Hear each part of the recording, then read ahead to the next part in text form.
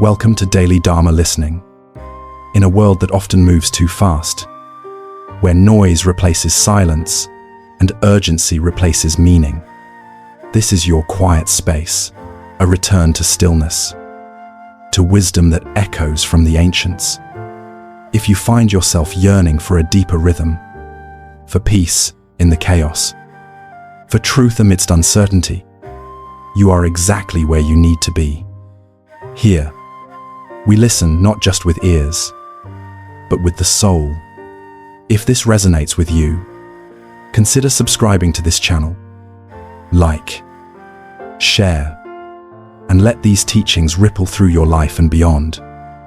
Sometimes, a single reminder can change the course of a day, or even a life. Now, take a breath. Let's begin. It starts with silence, not the absence of sound, but the stillness within. In the teachings of the Buddha, silence is more than an escape. It is an entry point, a door that leads inward.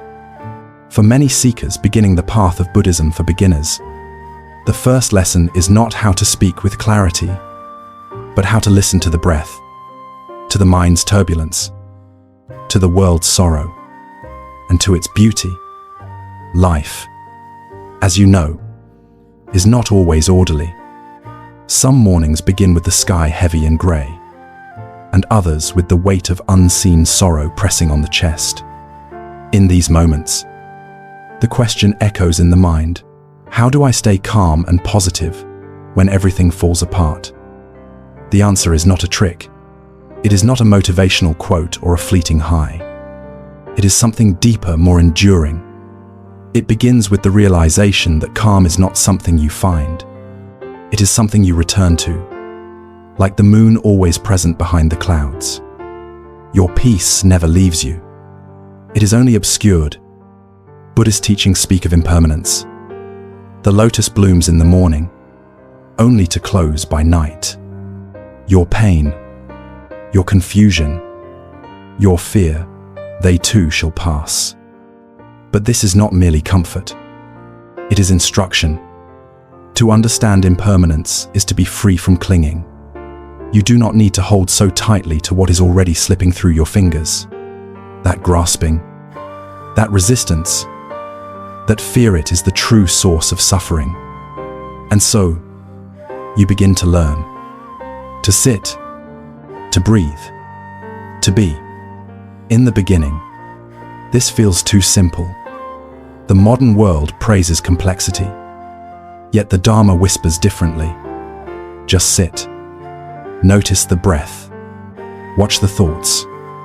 They will scream for attention. They will dance and argue and plead.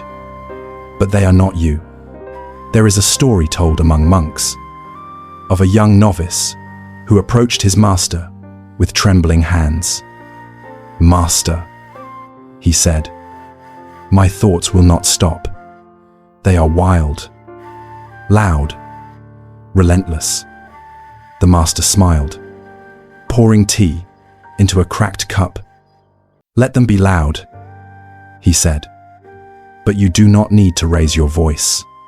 This is the heart of the path.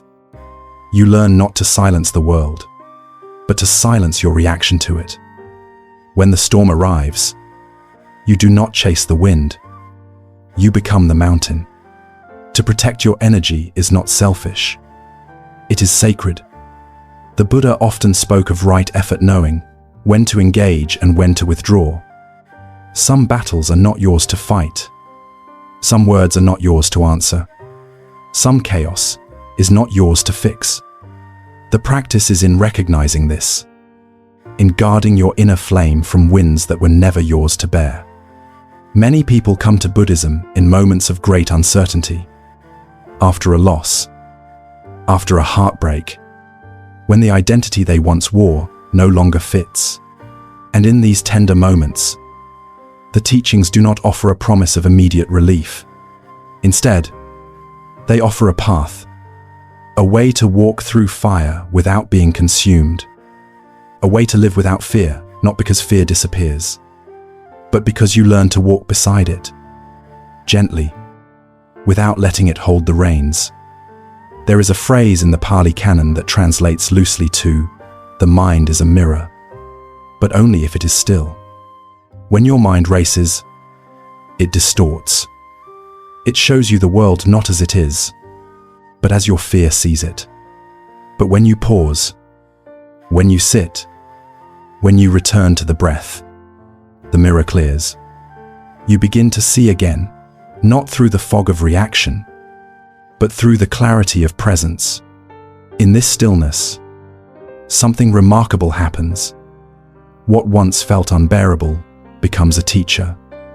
What once broke you becomes an opening. And in that opening, the light comes in.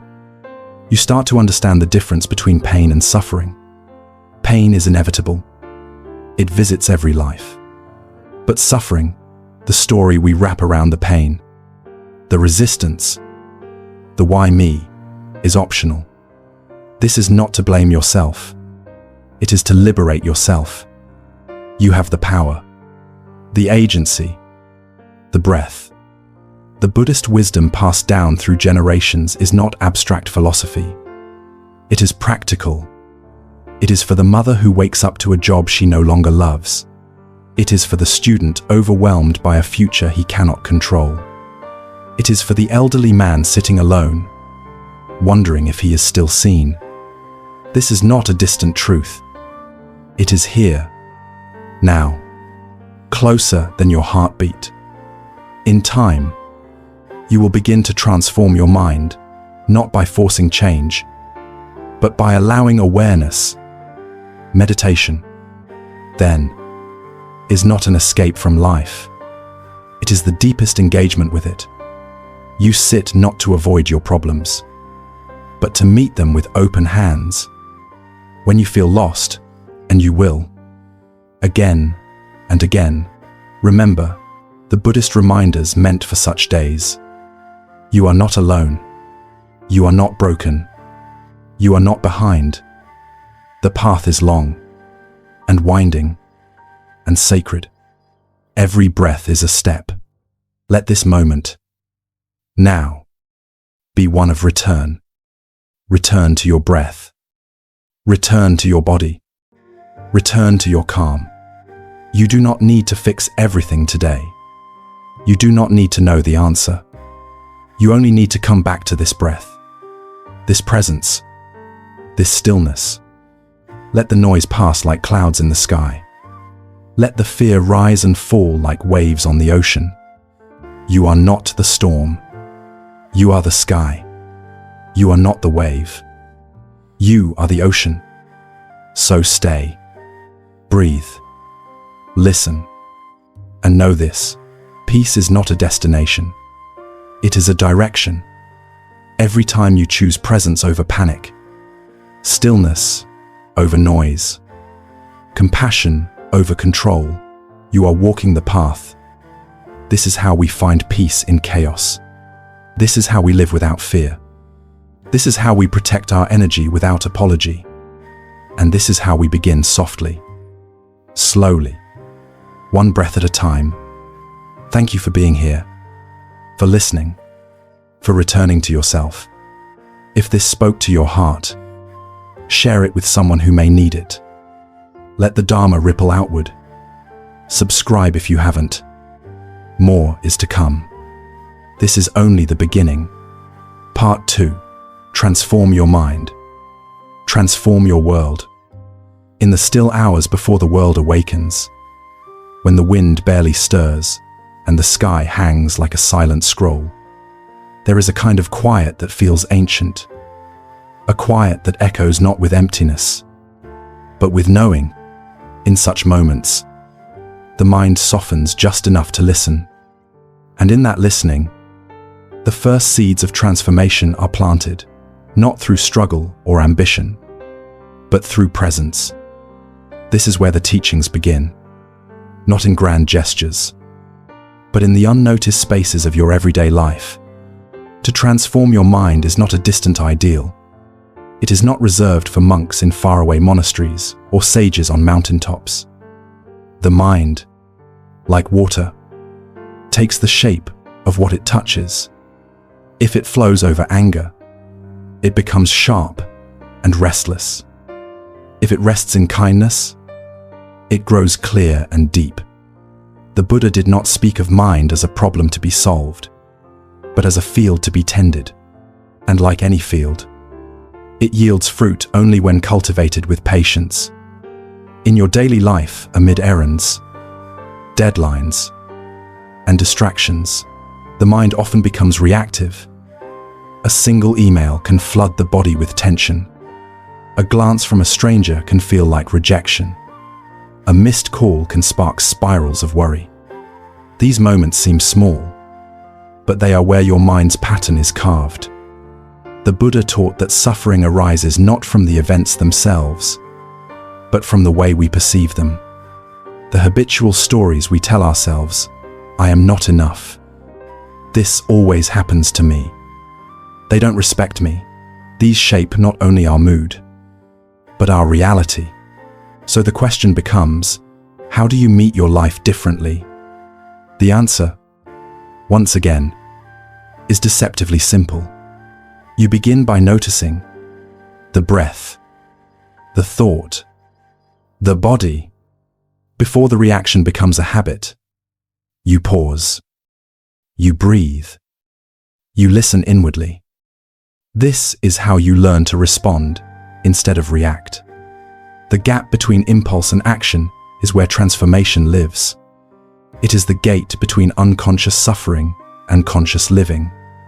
For many new to Buddhist teachings, there is an expectation of immediate calm, but the path is more like the slow unlearning of chaos. Like untangling a knot you didn't know you were wrapped inside. It takes time. It takes care. It takes an unwavering willingness to begin again, over and over, without shame. To transform your mind is to become intimate with it.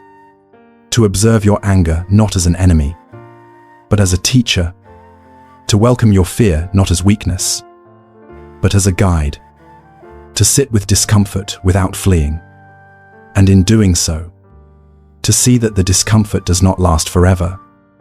This is not easy, but it is simple, and it is powerful. In Buddhism, for beginners, the practice often starts with mindfulness. But mindfulness is not mere awareness. It is awareness infused with compassion. To see your thoughts and not judge them. To witness your reactions and not harden. It is to hold your humanity with both hands, gently, as if cradling a bird that has fallen from the sky. You do not scold it. You do not rush it. You simply hold it, quietly, until it settles. There is a profound shift that occurs when you realize you are not your thoughts. The ancient texts speak of the mind like a river always flowing, changing, never quite the same from moment to moment. You, the observer, stand on the riverbank. The water moves, but you do not have to follow. You can watch. You can breathe. You can choose. This choice is the heart of transformation. Each time you choose to let go of the story. Each time you resist the urge to react. Each time you meet life with a soft gaze instead of a clenched fist. The mind rewires. Slowly, quietly, like a mountain changing shape under the brush of wind. It does not shout its change, but it is changed. You may ask, what does it mean to live without fear? It does not mean fear disappears. It means fear no longer commands your every step. It means you notice it rising and bow to it as you would to a passing cloud. You do not run. You do not chase. You simply allow. And in that allowing, you grow stronger, not through force, but through surrender. To find peace in chaos is not to wait for the world to settle. It is to anchor yourself in the stillness that never moves. the center within you that watches the waves rise and fall. That center is not created. It is uncovered. It has always been there. In a world that pulls you in 1,000 directions, protecting your energy becomes sacred, not out of defensiveness, but out of deep understanding. You begin to see that not every opinion deserves a response. Not every conflict requires your presence. Not every wound must be carried. The energy you spend worrying, proving, explaining that energy can become prayer, stillness, breath. There are Buddhist lessons for anxiety that do not ask you to suppress it, but to make space for it. Like a guest in your house, it may visit, but it does not own the home. You greet it, you listen, and when it is ready, you let it leave. This is how anxiety loses its grip, not through denial, but through compassionate presence. And when you feel lost, and you will return to the simplest truths, you are breathing, you are aware, you are not alone. These are not small things. These are miracles. In the depths of despair, these reminders become anchors. Buddhist reminders when you feel lost are not grand revelations. They are gentle nudges back to what matters. This breath, this step, this now. Each moment you choose presence, you plant a seed. And though you may not see it bloom today, the roots are growing. The soil remembers. The heart remembers. And in time, your life begins to shift, not outwardly at first, but inwardly. Your peace becomes less fragile. Your joy becomes less dependent. Your clarity becomes more constant. This is how the teachings live, not in temples or texts, but in how you speak when you are tired, in how you respond when you are hurt, in how you sit with yourself when no one is watching. You are not required to be perfect, only present. You do not have to be enlightened to be kind. You do not need to understand the entire path to take the next step. Let the transformation begin where you are, with the mind you have, with the breath you carry. Because the truth is this: when you transform your mind, you transform your world. And though the outer storms may continue, you walk differently now, not with fear, but with grace. Not chasing peace, but carrying it. Not waiting for life to be different, but meeting life as it is, and discovering in that meeting a beauty you never expected. So return to the breath, return to the silence, return to yourself. The path is here. You are ready. Part 3. Buddhist reminders when you feel lost. There are days when the world feels unfamiliar, when the wind whispers with a voice you no longer recognize, and the faces around you become distant silhouettes moving through the fog of your life. On such days, the mirror of the self shatters into questions. Who am I? Where am I going? What is the meaning of this endless motion? This constant seeking? This ache that cannot be named? In these moments of disorientation, the path of Buddhist wisdom becomes not just a teaching, but a lantern. It glows softly in the dark corners of your confusion, not demanding you to move quickly, but asking you only to pause, to sit, to breathe, to remember. Feeling lost is not a mistake. It is a part of the path. It is not a detour. It is the path itself, unfolding in a way the mind does not yet understand. In the Dhammapada, the Buddha spoke of the wanderer who leaves behind the known in search of the real. But he also said that what we seek is already within us, hidden beneath the dust of our distractions, our identities, our fears. When we feel furthest from truth, we are often standing at its threshold. It is here, in this sacred space of uncertainty, that the most important reminders arise, not as commandments, but as whispers from the stillness. You are not broken. You are becoming. The pain you feel is not a punishment. It is a bell, calling you home. You are not behind. You are precisely where you need to be to see what must be seen. When the heart feels hollow and the mind spins with questions, to return to what is simple. Return to the breath, not because it is magic, but because it is real. When all else collapses, the breath remains. It is the anchor, the gate, the bridge between the seen and unseen. Inhale, you arrive. Exhale, you release. In this cycle, over and over, you learn to stay with the ache, to stay with the confusion, to stay even when every part of you longs to flee. The Buddhist path is not about escape. It is about seeing clearly. And in the clarity of honest presence, the lostness begins to dissolve, not by solving every problem, but by meeting them with kindness. In the West, we are taught to fix, to change, to act. But in Buddhist teachings, the power lies in observation. What happens when you simply observe your lostness, without judgment, without trying to name it, fix it, or make it mean something about who you are?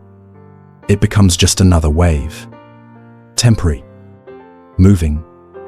Eventually, it breaks, and beneath it, the ocean remains.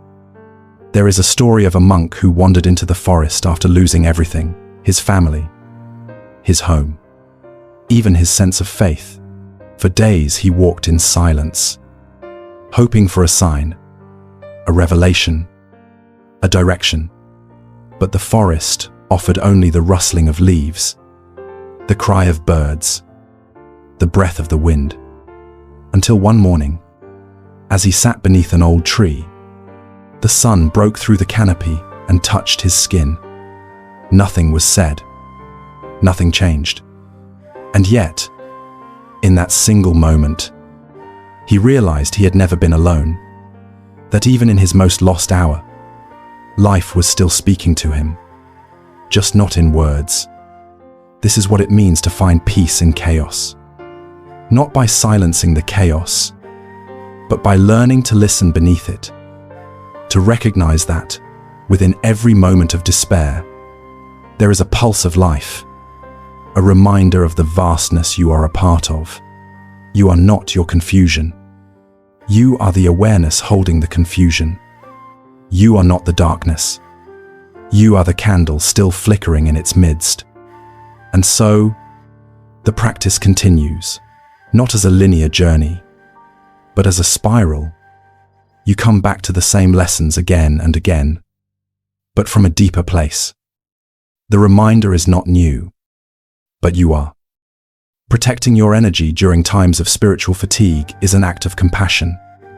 There will be people who do not understand your silence, your need for space, your gentle retreat from noise. That is not your burden to carry. You are allowed to be a sanctuary. You are allowed to close the door, to light the incense, to sit with yourself like an old friend, and simply be.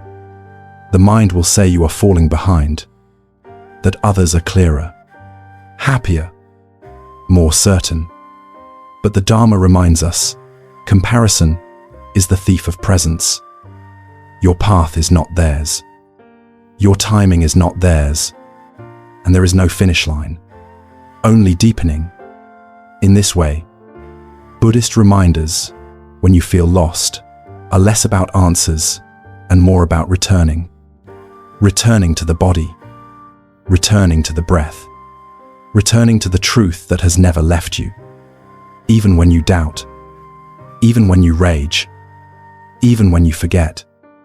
Especially then, because Buddhist teachings do not ask for your perfection. They ask for your sincerity, your willingness to meet each moment with eyes open and heart soft. You can live without fear when you see that even fear is a passing form, a visitor, not an enemy. You bow to it, and it moves through, like clouds through a wide sky. Transforming your mind begins in these quiet acts of remembering, of choosing gentleness over judgment, of choosing stillness over scrambling, of choosing presence over performance. This path is not always easy, but it is always available. In the silence of your not knowing, something is ripening. In the darkness of your confusion, something is clearing. And in the stillness of your breath, something ancient is whispering, "Stay. You are not lost. You are arriving." Part 4. Live without fear. The quiet strength of letting go. Fear enters like a shadow uninvited, silent, clinging to the corners of the mind. It arrives without form, yet it shapes our actions, our voice, our dreams. It speaks in whispers that sound like truth. You're not ready. You will fail. You are alone. It is not always loud. Often, it's the quiet doubt behind a decision, the hesitation before a leap, the unrest in the heart when the world seems too large and you feel unbearably small. And yet, in the face of fear, the teachings of the Buddha remain calm. They do not fight fear with force. They do not chase it away like an intruder. They see it, gently, and bow. In the Dharma, there is no enemy, not even fear. To live without fear, then, is not to become invincible. It is not to armor yourself so thickly that nothing can touch you. It is not to suppress trembling or ignore anxiety. The Buddha never taught us to become untouchable. He taught us to become aware. The strength of Buddhist wisdom lies in its honesty. It does not promise a life free from storms, but it offers a way to sit calmly beneath the thunder, a way to hold your ground, even when the earth quakes beneath your feet. The path is not toward invulnerability, but toward intimacy with life, with death, with change, and yes, with fear itself. Fear arises from attachment to safety, to outcomes, to identity. The mind wants control, wants to secure its future, to protect its image, define its worth. But the world does not operate on our terms. The teachings remind us again and again, all things are impermanent. Clinging to what is fleeting is like trying to hold water in your hands. The tighter you grasp, the quicker it escapes. So, when fear arrives, the practice begins, not in resisting it, but in welcoming it as a guest. Sit with it. Breathe with it. Ask it gently what it has come to show you. Is it the fear of failure, of loss, of not being enough? Trace it back, not to punish yourself, but to understand. Fear often carries wisdom when we are willing to look beneath its surface. There is a story in the Buddhist tradition of a monk who wandered through a valley known for its ghosts. Locals warned him, "Do not stay there. It is cursed." But the monk smiled and said, "There are no ghosts except the ones we carry." That night, as fear crept into his bones, he did not run. He lit a candle and sat in meditation. When the shadows danced, he bowed to them. And by morning, the valley was no longer haunted. The ghosts had vanished, not because they were defeated, but because they were understood. To live without fear is to live with deep trust, not in outcomes, but in your own presence. Trust that whatever arises, you will meet it. That no matter how dark the night, you have the capacity to sit with it. That the breath will continue, the earth will hold you, and the Dharma will guide you. This trust does not develop overnight. It is built slowly, in the quiet moments when you choose truth over avoidance, when you speak with kindness even though your voice shakes, when you take a step into the unknown not because you are unafraid, but because you refuse to let fear decide for you. Begin where you are. Perhaps fear shows up in small ways, a reluctance to speak your heart, a resistance to change, a habit of doubting yourself. These are the places the practice begins, not in transcending humanity, but in returning to it with gentleness. The breath is always a refuge. Inhale. Feel your fear without fleeing. Exhale. Let go of what you cannot control. Again and again, you return to this rhythm. The breath becomes your anchor in a sea that shifts and swells. As you practice, you begin to see fear not as a flaw, but as a doorway.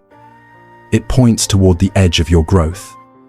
It shows you where you are still holding on. And when you meet it with compassion, something extraordinary happens. The fear remains, but it no longer rules you. You carry it, but it does not carry you.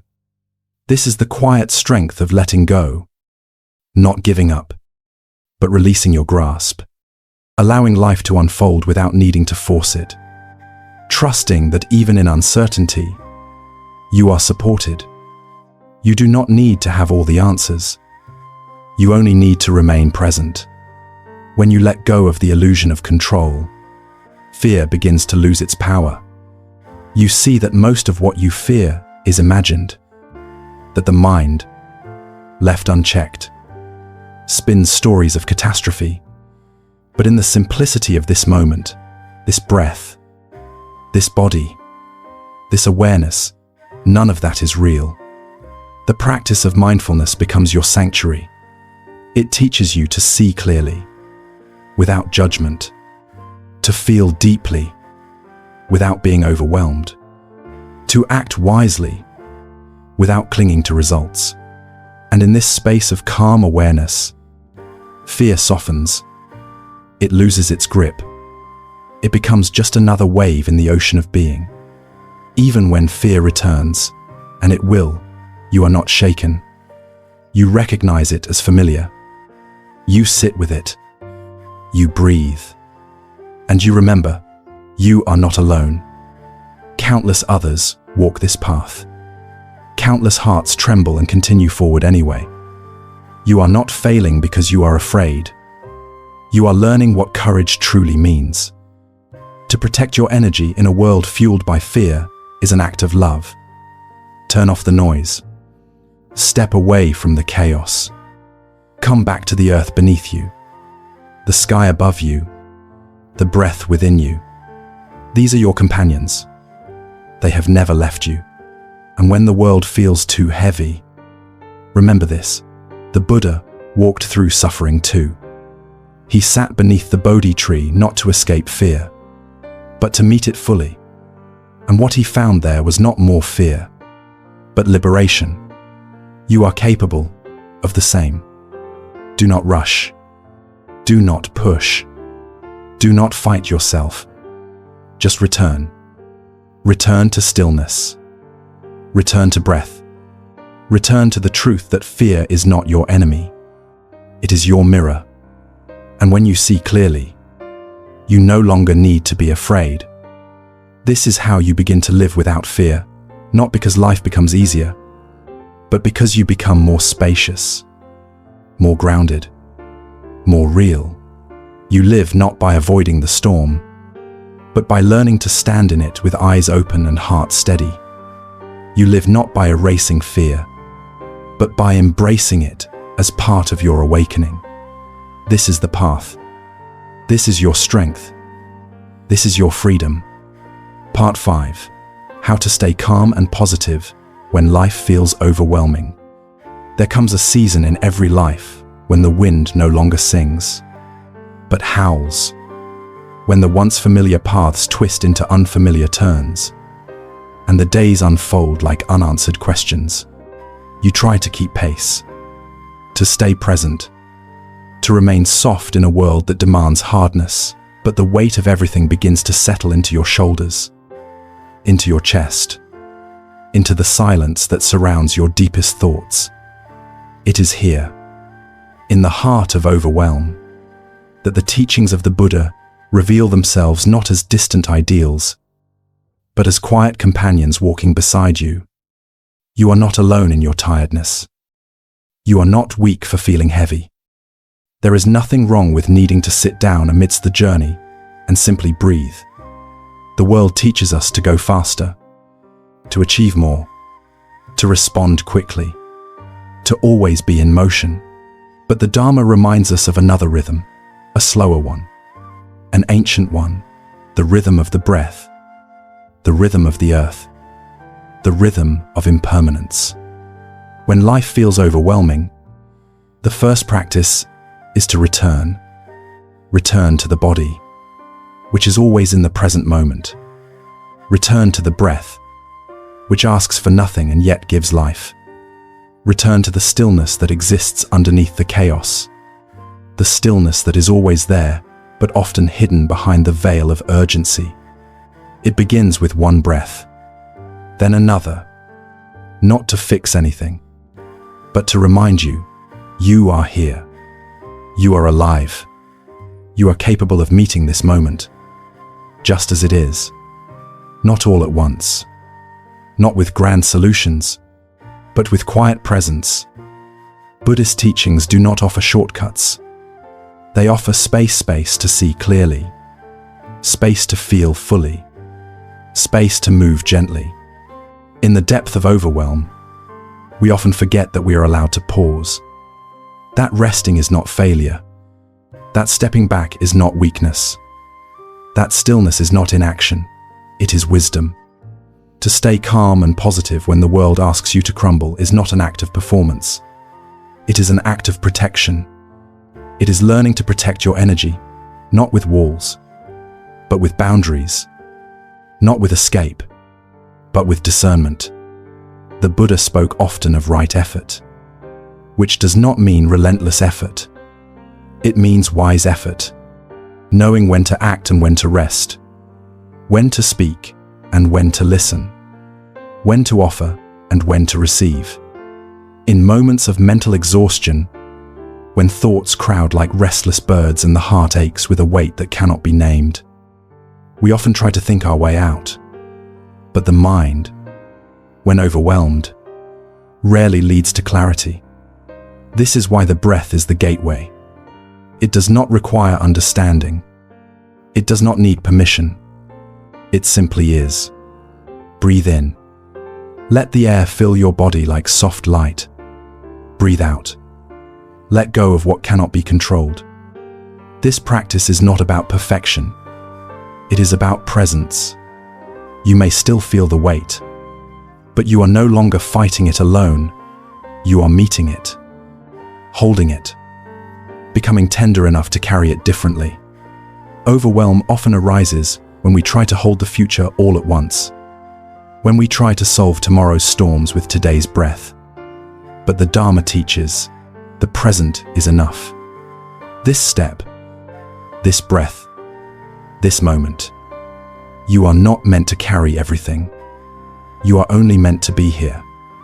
There is a Zen story of a student who asks his master, "How do I stay peaceful in the midst of so much to do?" The master replies, "When eating, eat. When walking, walk. When sleeping, sleep." The student, confused, asks again, "But what else?" The master simply smiles. Nothing else. This is not indifference. It is devotion. To give each moment your full presence is the greatest offering. To sip tea and truly taste it. To walk and truly feel the earth beneath your feet.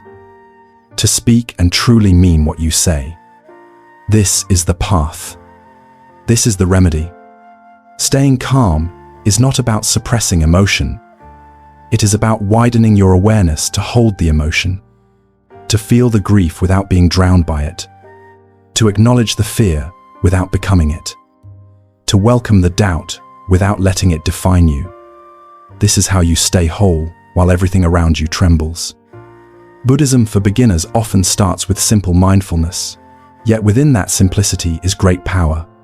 You begin to notice the small tensions in your shoulders, the subtle clenching of your jaw, the way your thoughts loop in repetition, and in that noticing, you become free. Awareness breaks the chain of unconscious reactivity. When you learn to sit with your discomfort, it begins to soften, like a knot unwinding, like a child finally heard.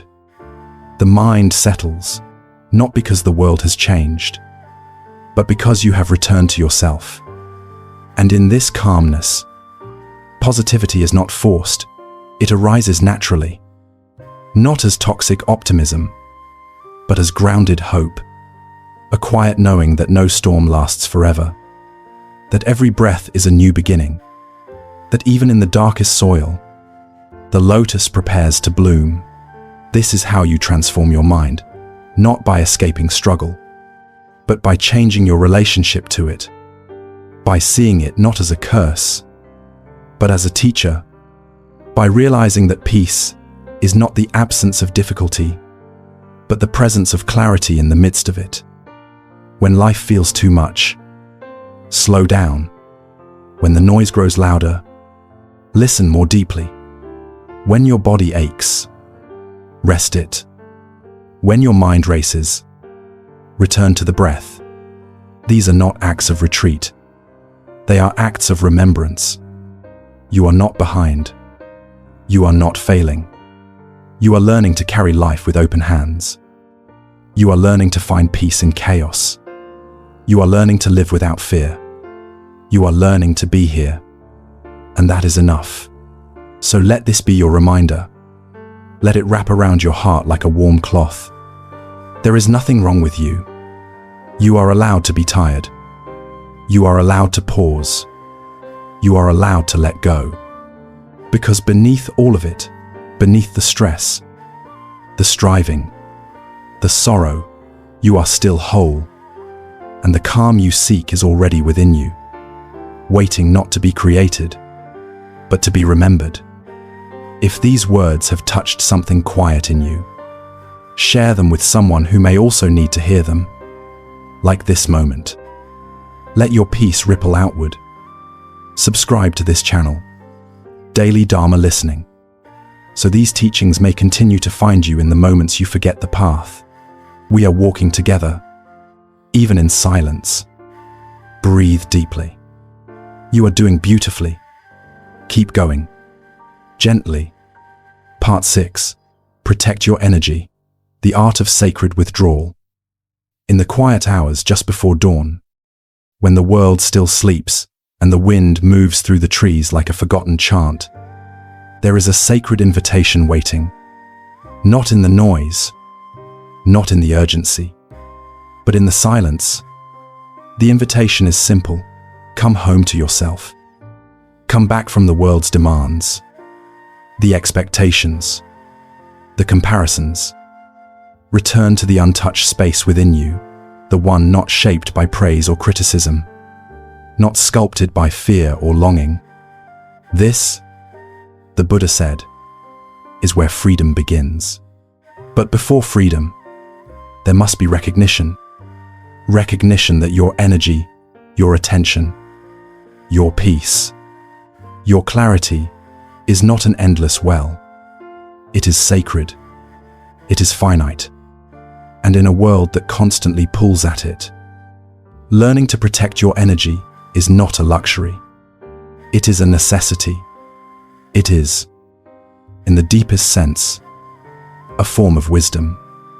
There is an ancient teaching that says, the wise one gathers their energy like the archer draws their bow. This is not about hoarding your vitality, nor is it about resisting life. It is about discernment, about knowing where your energy flows, and asking with sincerity, is it worth it? Every conversation, every worry, every screen you scroll, every role you perform, draws from the same inner well. And without awareness, that well runs dry. You begin to feel scattered, impatient, unclear. You react instead of respond. You wake up tired and go to bed numb. You begin to forget the sound of your own heart. This forgetting is not a failure. It is the first sign that you must return. The Buddha taught that right mindfulness is not simply noticing your breath or your thoughts. It is also noticing your boundaries, where you say yes when your body says no, where you listen too long to voices that dim your light, where you chase validation from places that only offer emptiness in return. Protecting your energy does not mean closing your heart. It means opening it wisely.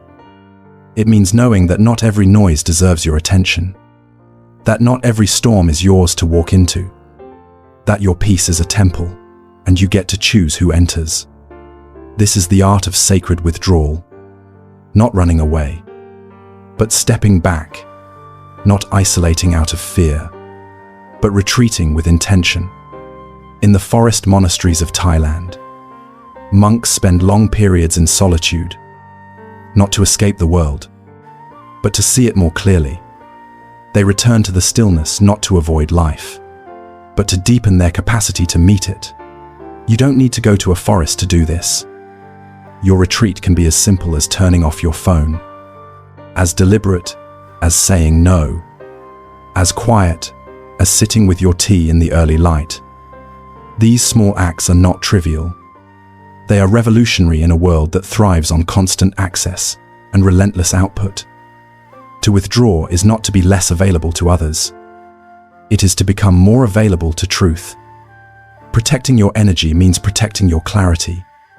Because when you are depleted, the mind becomes noisy. Doubt creeps in. Anxiety finds foothold. Old stories rise up. Stories that say you're not enough, not doing enough, not worthy unless producing, pleasing, performing. But these are not truths. They are echoes of a world that has forgotten how to be still. And so you sit. You return to the breath. You feel the rise and fall of your chest and remember, you are here. You are not behind. You are not too much or not enough. You are simply tired and in need of rest. There is no shame in this. The teachings of Buddhism remind us that even the Buddha himself withdrew. After years of teaching, he would retreat into the forest, into silence. Not because he lacked compassion for the world, but because his compassion required nourishment. You too are allowed to step away. You too are allowed to be quiet. You too are allowed to protect your energy, not with guilt, but with reverence.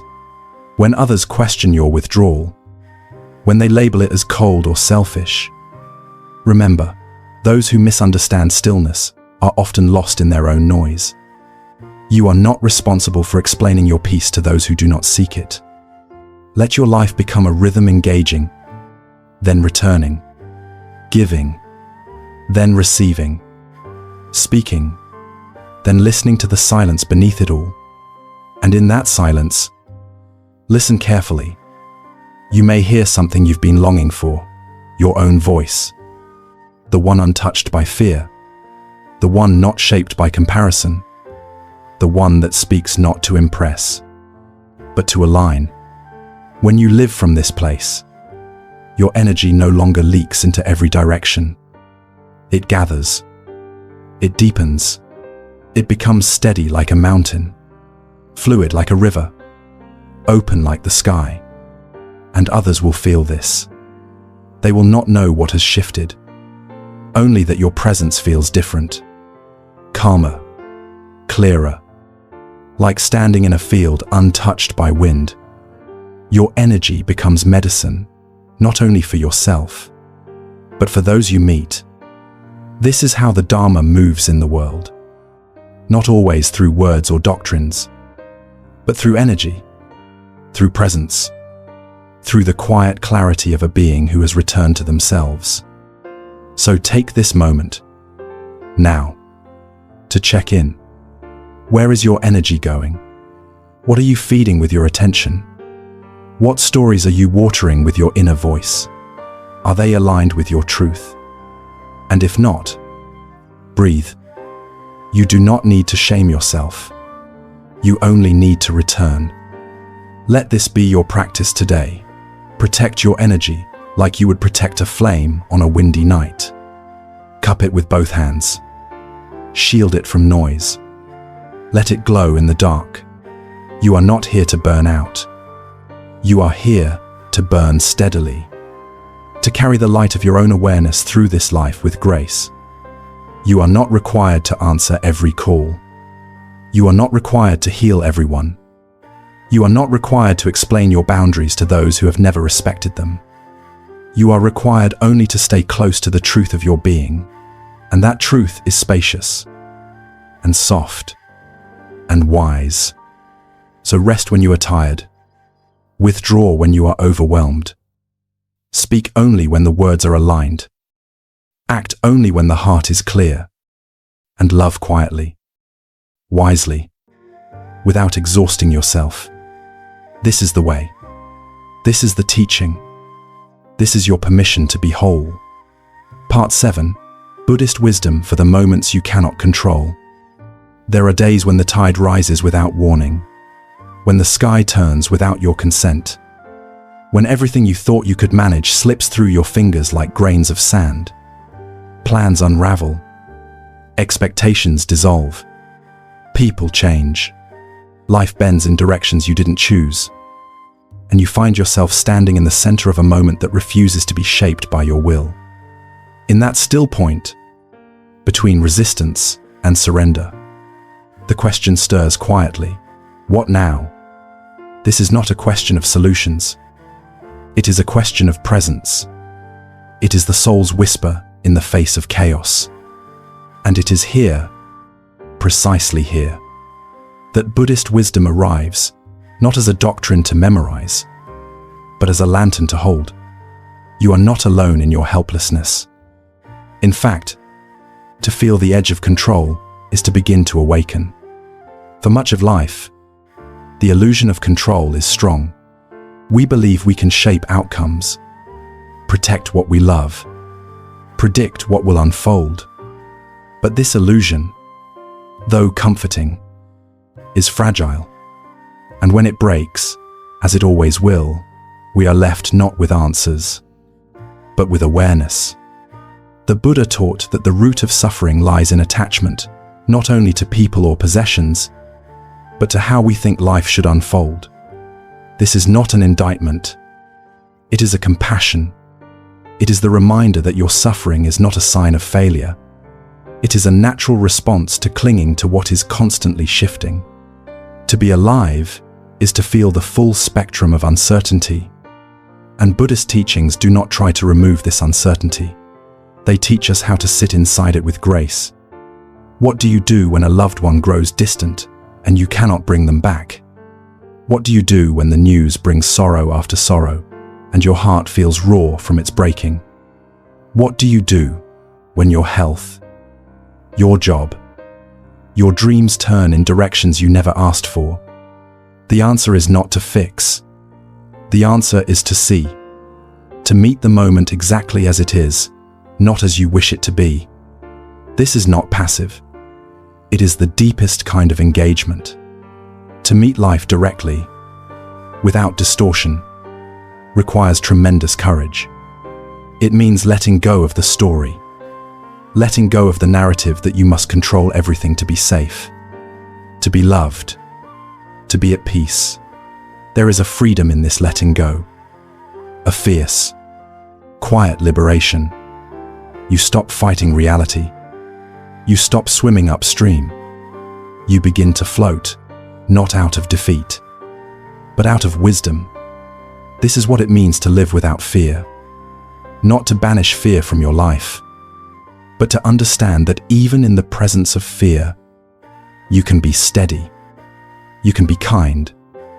You can breathe. You return to what is always within your reach, the breath, the body, the awareness of now. You learn, slowly, gently, that peace is not dependent on external order. Peace is what remains when you stop resisting disorder. When you cannot control what's happening, you can still choose your response. And this is where your true power lies. The Buddha offered the image of the lotus, rooted in mud, rising through water, blooming into light. It does not bloom because the water is still. It blooms because it trusts its own nature. You too are allowed to trust yourself. You too can rise from what is murky and unclear. You too can bloom. Even here. When life is uncontrollable, it is not asking you to collapse. It is asking you to deepen.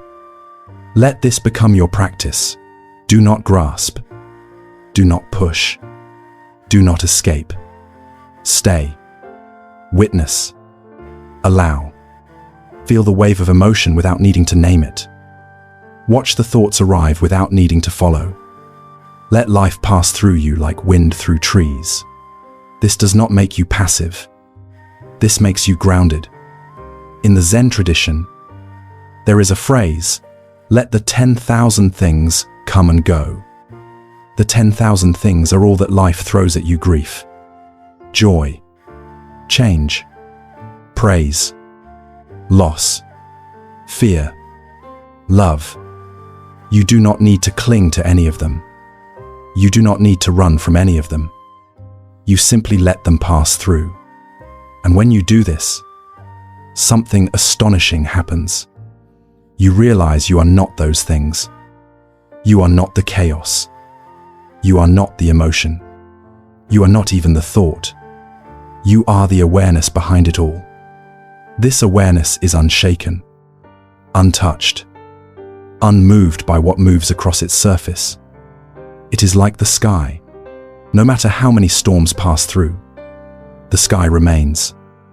This is the wisdom the Buddha offered, to identify not with the changing, but with the changeless. Not with the form, but with the space that holds the form. In this space, calm arises, not because life is calm, but because you are. Positivity arises, not as forced optimism, but as natural resilience. You begin to understand how to stay calm and positive in the very moments that test you most. Not because you pretend everything is fine, but because you no longer need things to be fine in order to be at peace. This is the strength of Buddhist teachings, not in solving life's chaos, but in transforming your relationship to it. You no longer fight every wave. You become the ocean. You no longer resist every wind. You become the tree that bends and does not break. You no longer depend on certainty to feel safe. You realize that safety was never about knowing. It was always about being. And so, when the world spins faster than you can follow, slow down. When plans unravel, breathe deeper. When nothing feels in your hands, open them. Let go. Not as a resignation, but as an act of faith. Not in outcome, but in presence. In the breath. In the path. In yourself. You may not be able to control what happens around you, but you can choose this moment. You can choose to soften instead of harden. You can choose to return instead of escape. You can choose to bow instead of break. And in that choosing, you discover something you could never find in control. Peace. Real peace. The kind that no one can give or take away. The kind that lives beneath the surface of everything. The kind that, even now, is whispering within you. Let it go. You are already free. Part 8. Buddhist Lessons for Anxiety. The gentle art of being with what is. There is a kind of ache that does not announce itself with thunder. It creeps in softly, sits beside you in the middle of your day, whispers behind your thoughts. It tightens the chest without a reason, floods the mind with shadows of what might happen, what could go wrong, what you cannot control. You smile. You speak. You go about your routine. But beneath it all, something trembles. This is the subtle weight of anxiety. A burden not always visible, but deeply felt. And yet, beneath that trembling, beneath that hidden restlessness, is stillness. Not the kind you find by avoiding life, but the kind you uncover by meeting it. This is what the Buddhist path reveals. Not an escape from the tremble, but a gentle way to sit with it, to breathe through it, to understand it, and, in time, to befriend it. Anxiety often grows in the soil of resistance. The more we fight it, the more it roots itself into our being. The more we label it as bad, wrong, unwanted, the more it tightens its hold. But Buddhist wisdom offers another way. Instead of battling what arises, we turn toward it. We sit with it. We learn to say, "You, too, are welcome here." This does not mean we invite suffering. It means we stop pretending we are separate from it. You see, anxiety is not the enemy. It is a messenger, a voice within calling for attention, for care, for presence. It is the body's way of reminding us that something within needs our tenderness. So, how do we meet anxiety as a teacher, rather than an adversary? We begin by coming back to the body, back to the breath, back to the moment that is actually happening, not the one imagined in fear. Inhale. This is what it feels like to be here. Exhale. This is how you soften your grip. Again and again. There is a beautiful teaching from the Buddha about the two arrows. He said that when we experience pain or discomfort, that is the first arrow, life's inevitable difficulty. But when we resist it, react to it, spiral in fear around it, we shoot ourselves with a second arrow. And often, that second arrow causes more suffering than the first. Anxiety is often the second arrow. Something happens, or might happen, and our minds rush ahead, creating stories, scenarios, outcomes that have not even occurred. And in trying to protect ourselves from possible pain, we create real pain in the now. The invitation is to notice this pattern, not to judge it, not to force it away, but to simply see it. Here is the thought that says, "I can't handle this." Here is the feeling that tightens the stomach. Here is the urge to distract, to escape, to run. Instead of running, we pause. We breathe. We feel the feet on the ground. We find one point of stillness, the breath, the hands, the sound of wind outside. This is your anchor. This is your return. Over time, this practice builds resilience.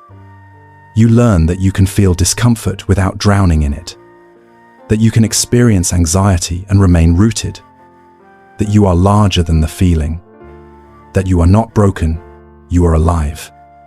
The mind will tell you to figure it out, to solve the anxiety, to find the one thing that will make it stop.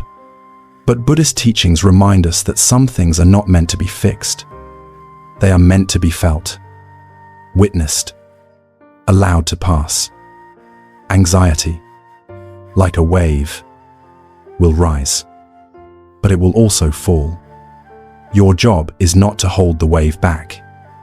It is to float upon it with awareness. In Buddhist meditation, we practice observing the breath, the body, the mind without clinging, without pushing away. This is the path of equanimity, of balance in the midst of change. When anxiety arises, bring it into the light of mindfulness. Label it gently. This is worry. This is fear. This is tension. Feel it in the body, not just the mind. Where is it tight? Where does it live? Bring breath to that space. Soften. Not to eliminate, but to make room. You are allowed to carry anxiety and still be at peace. This is not contradiction. It is maturity. It is the deep knowing that peace is not the absence of emotion, but the presence of spaciousness. In that spaciousness, you begin to shift. You stop reacting. You begin responding. You begin living. You begin trusting that this, too, will pass. You begin trusting yourself. And slowly, anxiety becomes less of a tyrant, more of a signal that it's time to return. Return to the breath. Return to the now. Return to yourself. Let go of the need to be perfect. Let go of the pressure to have it all together. Let go of the belief that peace is only for those without trembling. The Buddha trembled too. He saw the world suffering. He sat beneath a tree, not to escape it, but to face it fully. And from that facing, wisdom arose. You, too, can sit with your fear. You, too, can meet your anxiety, not with war, but with kindness. This is the gentle art of being with what is. It is not easy, but it is transformative, and it begins, always, with presence. So, if you feel the stirring in your chest today, the weight in your breath, the echo of uncertainty in your thoughts, pause. Place your hand on your heart. Whisper to yourself, I see you. I am here. This is enough. You are not alone. You are walking a path that countless others have walked. And the road is not straight. It loops. It circles. It asks you to begin again. Many times.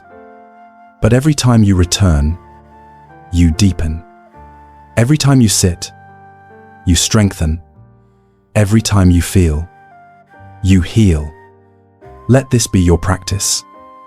Not to banish anxiety, but to meet it with awareness. And in that meeting, you will find a calm that is not dependent on circumstances. A calm that lives within. A calm that waits for you. Even now. Beneath the tremble. Part 9. Find peace in chaos. The still point beneath all things. There will always be a storm. Whether it brews outside in the shifting winds of the world or within the restless currents of your own mind. Chaos is not a visitor. It is part of the landscape of life. The question, then, is not how do I escape the storm, but how do I remain still while it passes? Not still in body, necessarily, but still in spirit. Still like a candle protected from the wind. Still like a lake, untouched by the ripples of thought. In the ancient forests of Asia, monks built their monasteries not in places that were convenient, but in places that were difficult to reach.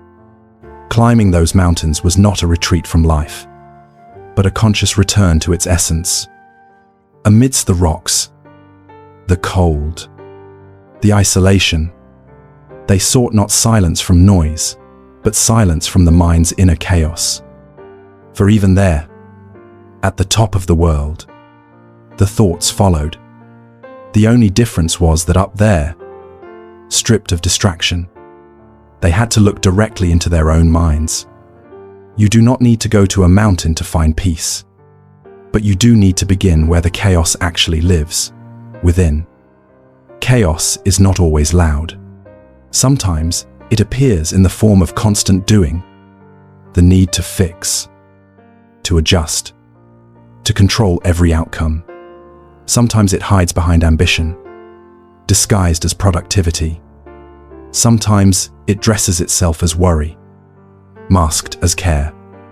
But beneath it all is the same movement, the mind trying to shape reality into something it can grasp. Buddhist wisdom teaches that grasping is suffering. The tighter you hold, the more things slip away. like trying to catch the wind in your hands. You grow weary, not from the task itself, but from the impossible weight of control. To find peace in chaos is to let go of the grip, not to give up, but to surrender your attachment to how things should be. This is not apathy. It is radical presence. It is choosing to sit with the mess and not demand it make sense. It is learning to let the rain fall without needing to chase the sun. It is realizing that the peace you seek is not on the other side of resolution, but already here, beneath the noise. How do you access it? You return to what is real. This breath, this body, this moment. You do not need to fix the entire world in this breath. You only need to meet this breath with presence. Try it now. Let the shoulders drop. Let the jaw unclench. Let the hands rest. Palms open. As if to say, I am here. I am not fighting this moment. I am welcoming it. And as you welcome it, notice how the chaos softens, not because the circumstances have changed, but because your relationship to them has. The Buddha did not teach us to chase peace. He taught us to become peace, to embody it, to be the still point in the spinning world, to be the quiet center from which clarity arises. It begins with mindfulness, but it deepens into insight. You start to see the patterns of the mind, how it jumps from thought to thought like a monkey swinging from branch to branch, how it resists stillness because it equates silence with danger. But silence is not dangerous. It is where truth resides. When you sit in meditation, or even in silent reflection, the mind will rebel. It will tell you there's something more important to do, somewhere better to be, something you've forgotten. But if you stay just long enough to hear the thought, see it, and let it pass, you begin to taste a deeper peace, a peace that does not require external quiet, but arises from inner awareness. Even in the heart of the city, amidst traffic and voices and urgency, you can be still. You can be walking through a crowded room and yet untouched by its energy, not because you are indifferent, but because you are anchored.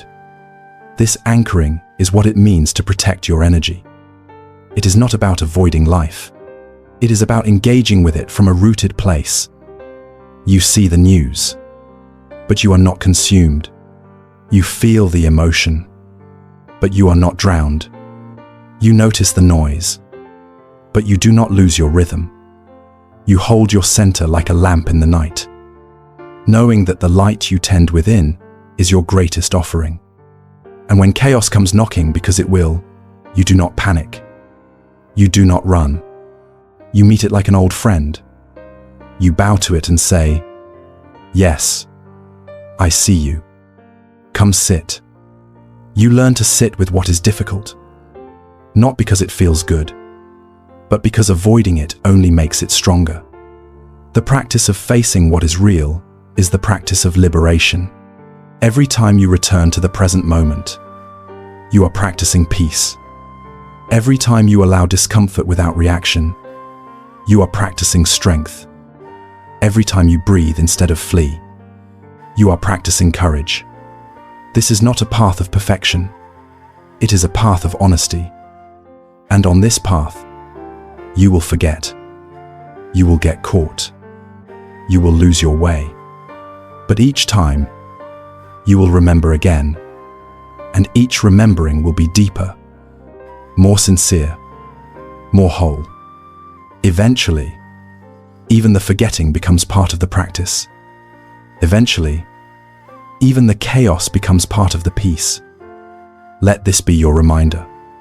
You do not need to fix your life before you find peace. You do not need to have all the answers. You do not need to control everything to feel safe. You are allowed to sit in the unknown. You are allowed to feel uncertain. You are allowed to be exactly as you are, and still be worthy of peace. The Buddha once said, "Peace comes from within. Do not seek it without."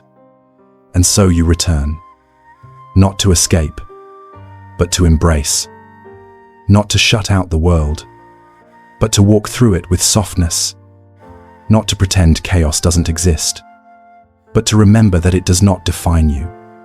You are more than the noise. You are more than the fear. You are more than the story. You are the space in which it all arises. You are the sky, not the storm. You are the awareness, not the thought. You are the peace, not the chaos. So breathe. Come home. There is nothing to fix. There is only this moment. And in this moment, peace is already here. Part 10. Buddhist teachings to transform your mind and reshape your life. It begins, not with thunder, nor a grand revelation, but with something far quieter, a breath. One single, conscious breath. Inhale aware, exhale awake. This, the Buddha taught, is where transformation begins. Not outside, not somewhere far off, but here, within. Before the change in your life ever appears, something shifts in your mind. A silent reorientation.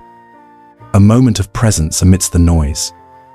A crack in the habitual patterns that once defined you. The ancient masters did not speak of conquering the world. They spoke of mastering the mind. For from the mind arises perception, and from perception, the entire world. And so, the question is not how to control everything outside of you, but how to see clearly what is happening within you. To transform your mind is to reshape the lens through which you encounter every moment of existence. What once felt like resistance becomes a mirror. What once appeared as chaos becomes instruction. What once stirred fear now invites understanding. You no longer chase peace as if it's out there. You begin to notice it was always here, hidden behind your judgments, your grasping, your endless becoming. To walk the Buddhist path is not to seek perfection. It is to cultivate awareness. It is to slowly, lovingly, observe the movement of your own mind, noticing how it clings, how it avoids, how it reacts. And then, gently, you begin to interrupt those patterns. You see anger rising, and you pause. You feel judgment forming, and you soften. You hear the voice of comparison, and you breathe. In this sacred pause, in this breath between stimulus and response, you discover freedom. The modern world teaches you to accumulate knowledge, achievements, images, control. But the Dharma teaches you to let go, not because life is meant to be bare, but because your peace lives in emptiness, in non-grasping. When the hand stops clenching, it can hold the present moment gently. When the heart stops chasing, it can rest.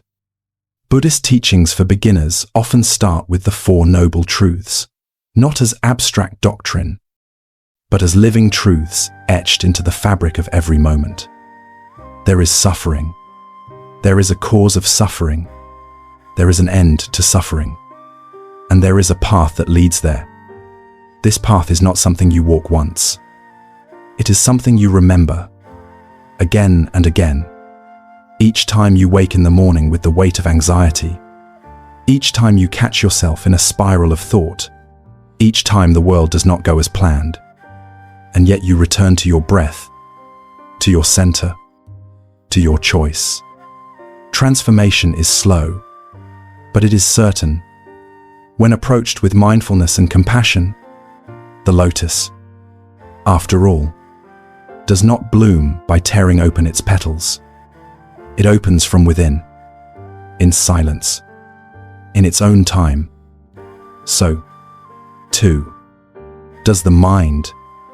And in that blooming, you begin to see how much power lives in a single moment of awareness. You no longer have to follow every thought.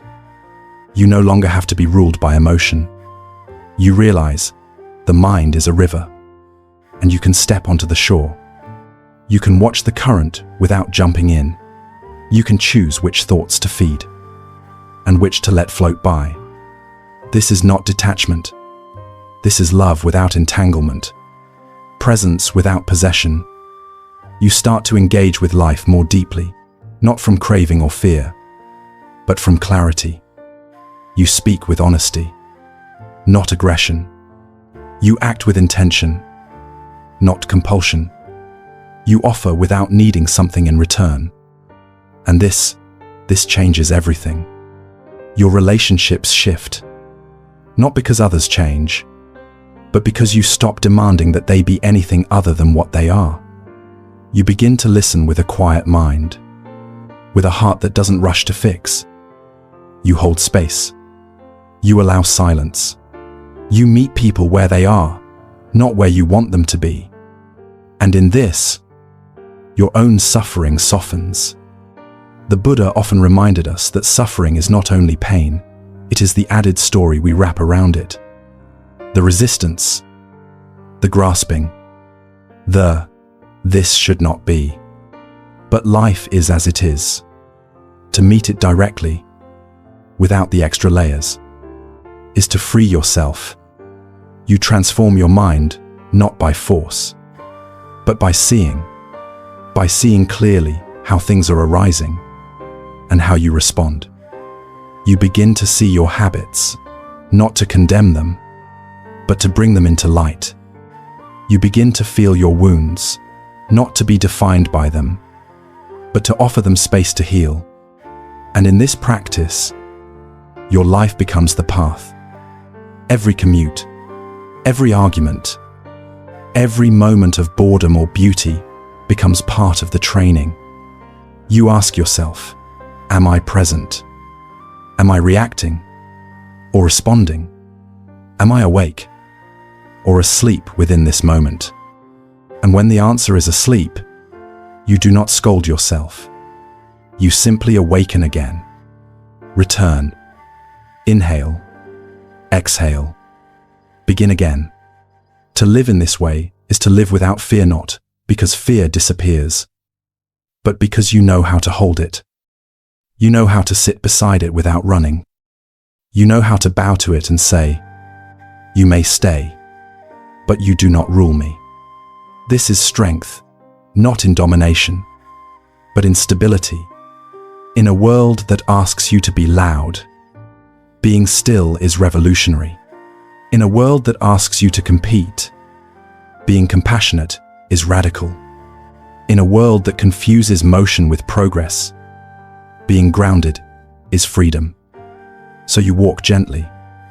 You sit daily, even for 5 minutes, and tend to the garden of your mind. You listen inwardly. You speak truthfully. You breathe fully. And slowly, your life begins to align. Not because everything goes according to plan, but because you are no longer held hostage by every twist in the story. You no longer identify with every fleeting thought. You no longer chase every feeling of inadequacy. You no longer abandon yourself in pursuit of someone else's approval. You stay. You remain. You choose presence over panic. Again and again. This is what it means to reshape your life through Buddhist wisdom. Not by changing what's outside, but by transforming what's within. And the most beautiful part, anyone can begin. At any time, from any place. Even here, even now. So pause, breathe, come home to your breath, come home to your body, come home to this moment.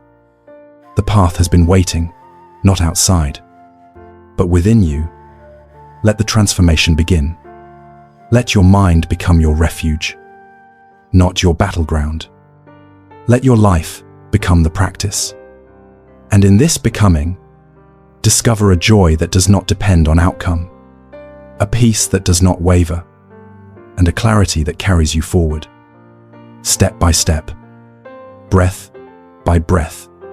If these words have nourished your heart, Gently let them ripple outward. Share this space of stillness with those who may need it.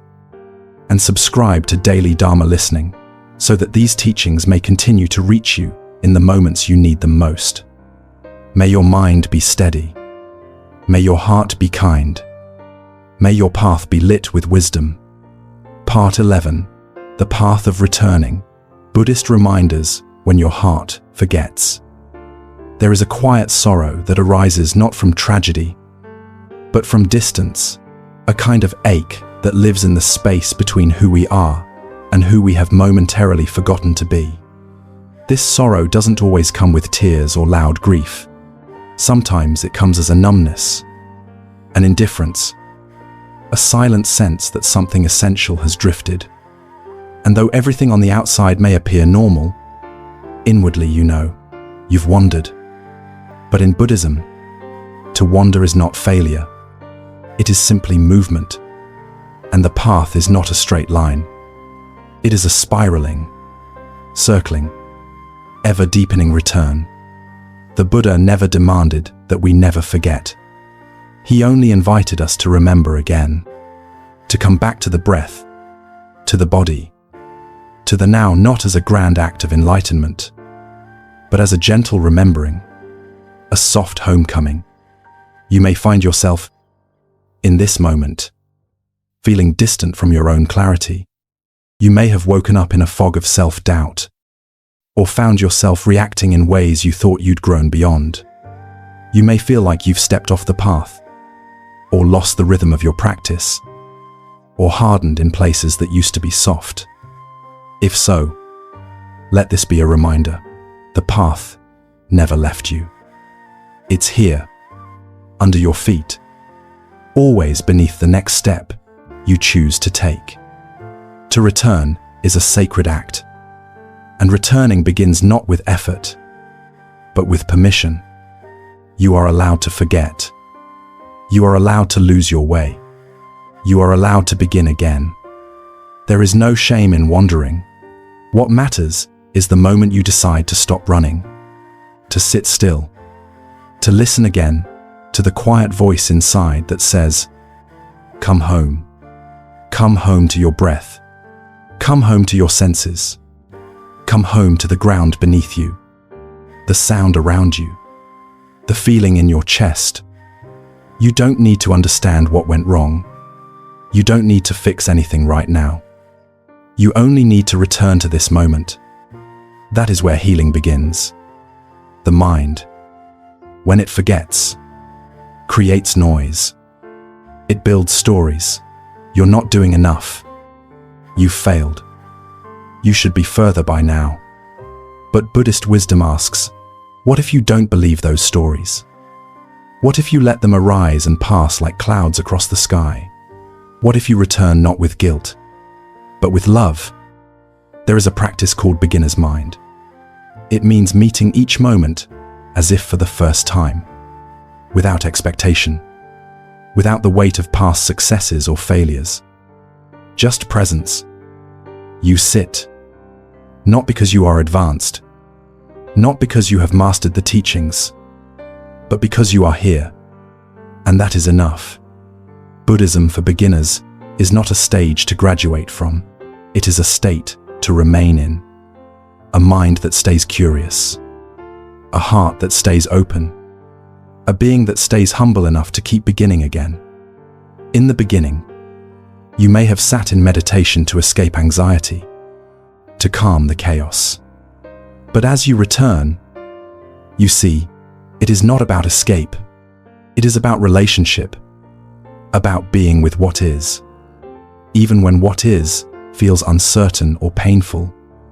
This is the shift from avoiding to holding, from resisting to allowing, and from this holding, transformation begins. You start to recognize the patterns, the moments you reach for distraction, the subtle ways you judge yourself, the ways you armor your heart when life feels too much. And in recognizing them, you no longer become them. You create space. In that space, you soften, you forgive, You breathe. Sometimes we believe that peace comes only after the storm has passed. But Buddhist teachings say, peace is the way you walk through the storm. It is not the absence of conflict. It is the presence of clarity in the middle of it. You do not need silence to be still. You do not need everything to be calm to rest in calmness. So when the heart forgets, when it tightens, when it trembles, when it numbs, remind it gently, you are not your fear. You are not your confusion. You are not your forgetting. You are awareness. You are breath. You are the watcher who remains, even when everything else moves. You can live without fear when you see that forgetting is part of remembering, that every lost moment is an invitation to return more deeply, that the Dharma does not judge your detours, it welcomes your return. Protect your energy, especially in moments of forgetting. Do not rush to explain yourself. Do not fight to be seen. Go inward.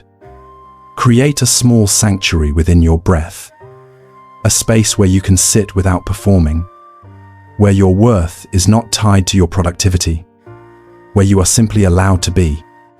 In that space, say to yourself, I am here. That is enough. Repeat it until the body hears it, until the shoulders drop, until the breath steadies, until the tension releases its grip. You do not need to force yourself into presence. You only need to stop running. Presence is already here, quietly waiting, like a hand open beside you. The world will always give you reasons to forget. The mind will always find something to chase. But the practice is not about never leaving. It is about knowing how to return. So when you notice you've drifted, pause. Place one hand on your heart. Breathe into that space. Feel the warmth of your own aliveness. Remember that this body, this breath, this awareness is your true home. No achievement required. No perfection demanded. Just return. Again and again. With kindness. With honesty. With love. Let go of the story that says you're behind. Let go of the voice that says you must earn your peace. Let go of the expectation that awakening should look a certain way. The Buddha sat for years beneath the Bodhi tree, not because he needed to arrive somewhere, but because he had finally stopped running. He had finally chosen to be with what is. And in that stillness, truth revealed itself. You, too, can sit beneath your own tree. You, too, can stop chasing. You, too, can remember who you are beneath all the forgetting. So come back. Come back to breath. Come back to now. Come back to the simple, the sacred act of sitting with your own heart and saying, you are safe. You are loved. You are here. And that is always enough. Part 12. The Heart of the Path. Awakening through presence. There is a silence that holds everything. Beneath thought. Beneath emotion. Beneath fear and joy and memory, there is a stillness so complete, so steady, that even the most chaotic waves cannot disturb it. It is not the silence of absence, but the silence of presence. And if you followed this far through anxiety and returning, through fear and letting go, then you are now standing at its edge. You are ready to look deeper, not outward, but inward, to feel, truly feel, what it means to awaken, not as a concept, not as a distant goal, but as a way of being. This is where the path softens into its essence. This is where the teachings no longer need to be remembered, because they begin to be lived. Awakening is not the end of something. It is the dissolution of the illusion that anything ever needed to be added to you. It is not a becoming, it is an uncovering, like wiping away dust from a mirror that has always reflected your true face. And this face is not perfect. It is not flawless, but it is real, tender, alive, awake. In the beginning, you may have come to Buddhism seeking relief, freedom from pain, from confusion, from fear. But here, as you continue to breathe, to soften, to stay, you begin to realize the path was never about escaping suffering. It was about understanding it, about entering it fully, and in doing so, seeing that it, too, is made of impermanence. That pain, like all things, arises, to abides, and passes away. The teachings tell us that what we resist persists, but what we meet with presence begins to transform. Even your deepest wounds, when held in the light of mindfulness, begin to lose their sharpness. They no longer define you. They become part of your tapestry, woven into the fabric of your awakening, not as flaws, but as threads of depth. When you sit with yourself, without judgment, without expectation, something subtle begins to shift. You are no longer trying to be spiritual. You are simply being honest. You are no longer trying to become calm. You are becoming intimate with the chaos. You are no longer asking life to make sense. You are beginning to trust it, even in its mystery. This trust is not naive. It is fierce. It says, even when I don't know, I will stay. Even when I forget, I will return. Even when I fear, I will breathe. And through this commitment to presence, you begin to walk the world differently. You speak with less urgency. You listen with more patience. You act with more alignment. You offer compassion, not as an idea, but as a natural extension of your own freedom. You protect your energy not out of withdrawal, but from the fullness of knowing what is sacred. You begin to embody what the Buddha called wise view, the ability to see things as they are, not as your mind filters them to be. This doesn't mean you stop feeling. It means you stop being ruled by every wave of feeling. Even when sorrow arises, you do not contract. Even when joy appears, you do not grasp. Even when life turns unexpectedly, you do not lose your center, because your center is no longer dependent on conditions. It rests in awareness. This awareness is your home, not the one you travel to, the one that has always been here. You begin to understand that peace is not a destination. It is not the reward for having mastered your mind. It is the very ground you walk on when you no longer demand that the world match your expectations. It is what remains when you stop struggling against the moment. This is the great paradox. When you stop running from life, it opens itself to you. When you stop trying to control your experience, the experience deepens. When you stop reaching for meaning, meaning quietly fills the space where striving once lived. In this stillness, in this presence, you may begin to feel something unexpected. Gratitude. Gratitude not just for the good days, but for all of it. For the anxiety that brought you to your breath. For the confusion that brought you to your path. For the moments of forgetting that deepened your remembering. For every teacher who walked beside you. For every silence that echoed truth. And in this gratitude, the heart opens wider. You begin to live from compassion, not as an effort, but as a reflection of your understanding. You see others as fellow travelers, each one carrying burdens unseen, each one longing for peace, each one searching for something that was never lost. You begin to bow more, not in submission, but in reverence, to the present moment, to the sacred ordinary, to the truth that lives in silence. And you understand now, in the marrow of your being, that the path was never about becoming someone else. It was about remembering who you already are. So, if you feel tired, rest. If you feel overwhelmed, pause. If you feel lost, breathe. The teachings are not in some distant sutra. They are here. In this breath, in this awareness, in this simple, unadorned moment of being. You are not late. You are not broken. You are not alone. You are here, and that is everything. May you walk gently through the days ahead.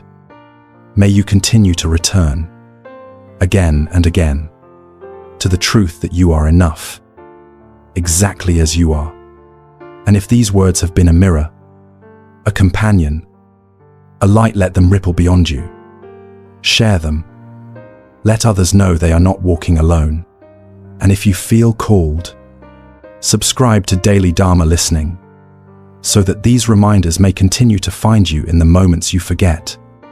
Breathe now. You are awake. You are home.